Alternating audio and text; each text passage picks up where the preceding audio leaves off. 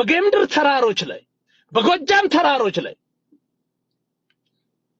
በሸዋ ተራሮች ላይ አማርኛ ቋንቋ እንደ ገበሬ ቋንቋ ስለመኖሩ እንኳን ማስረጃ የለም። በ16ኛው ክፍለ ዘመን በ15ኛው ክፍለ ዘመን ስለመኖሩ ዛው ውስጥ የነበሩ ህዝቦች በሸዋ የነበሩ በወሎ የነበሩ በጎጃም በጎንደር የነበሩ ቋንቋቸው ሌላ ነው። ሚኒንግ ኤትኒክ አይደንቲቲያቸው ሌላ ነው ማለት ነው።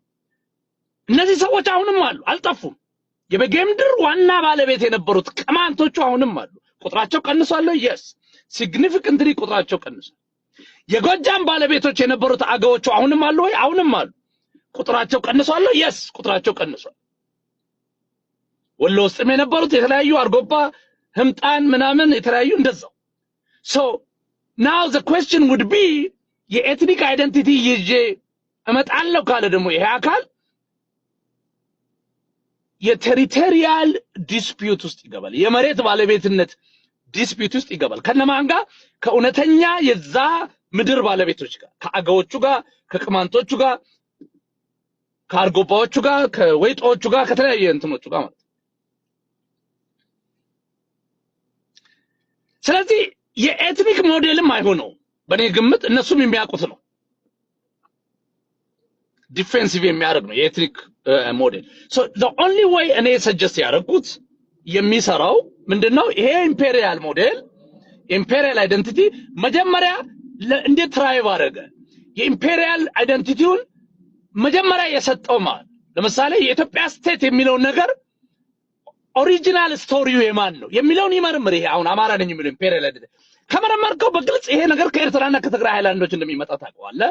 አጋዚያን የሚለው ጋር እንደሚደርስ ታውቀዋለህ። እኔ ትግሬና ኤርትራዊ በ12ኛው ክፍለ ዘመን አውድማ እንዲጠርግልኝ ከየመን አመጣሁት የሚለውን ተረቱን ትቶ ምክንያቱም ይሄ ምንድነው ከኢንሰኪሪቲ የሚመጣ ንግግር ነው። ሬቶሪካል የሆነ እንጂ ሲሪየስ ስኮል ጎጃሜ አማርኛ ተናጋሪ የሆንከው በአሲሚሌሽን አገውኛ እና ሌላ ቋንቋ ነበር የምትናገረው። በደም ተጽፏል መጽሐፍት ላይ ቁጭ ያለ ነገር። በጌምድሬ አማርኛ ተናጋሪ የሆንከው በአሲሚሌሽን ቀዳማዊ አማርኛ ተናጋሪ ሆነ አይደለም። ኦሪጂናል ስቶሪ አማራነት ወይ አማርኛ ተናጋሪ ሆኖ አይደለም። የዛሬ 1000 ዓመት በበጌምድር ተራሮች ላይ አማርኛ ይነገር አልነበር። ወሎም እንደዛ ሸዋም እንደዛ ነው የሚመጣው ጥያቄ። ኦኬ እንደዛ ከሆነ ሰው ምንድነው ሌሎቹ ታዲያ እንዴት ከሌሎቹስ ጋር? ይሄ አሁን ሌጂቲሜት ጥያቄ ነው። ሲዳማነት፣ ወላይታነት፣ ኦሮሞነት ኦሮሞነትን ካለ ሲዳማነት ካለ ወላይታነት ካለ አማራነት ለምን አይኖርም የሚል ጥያቄ አለ። ሌጂቲሜት በቅንነት የሚጠይቁ ሰዎች አሉ። ችግር የለብኝም እኔ በቅንነት ለሚጠይቁ፣ ምክንያቱም ለመማር ነው ለማወቅ ነው።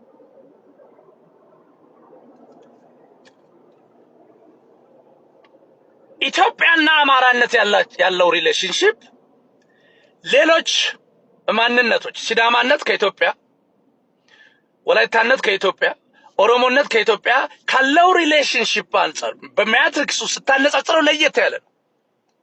አንድ አይደለም። ሁሉ ነገር በአንድ ማየት የለብህም። ኦቨር ሲምፕሊፋይ አድርገህ ማየት የለብህም። የሲዳማነትና የኢትዮጵያዊነት ሪሌሽንሺፕ፣ የኦሮሞነትና የኢትዮጵያዊነት ሪሌሽንሺፕ፣ የወላይታነትና የኢትዮጵያዊነት ሪሌሽንሺፕ ከአማራነትና ከኢትዮጵያዊነት ሪሌሽንሺፕ ጋር ሲነጻጸር ከፍተኛ ልዩነት አላቸው። ለዛ ነው የአማራነትን ጉዳይ በተለየ ሁኔታ የምናየው። አማራነትና ኢትዮጵያዊነት for all intents and purposes overlap የሚያደርግ ነው፣ ተመሳሳይ ነው። ምክንያቱም ይሄ አማራነት ራሱን ማኒፌስት ያደርገው ለኢትዮጵያዊነት ስለሆነ አለመለያየቱ የሚጠበቅ ነው። ኢትዮጵያዊነት፣ አማራነት፣ አማራነት፣ ኢትዮጵያዊነት የአንድ ሳንቲም ሁለት ገጽታዎች ናቸው። ተመሳሳይ ነገር በሲዳማነትና በኢትዮጵያዊነት መካከል መናገር አትችልም። ተመሳሳይ ነገር በኦሮሞነትና በኢትዮጵያዊነት ያለውን ሪሌሽንሺፕ በዛ መንገድ መግለጽ አትችልም በሌሎቹ መካከል። ለዛ ነው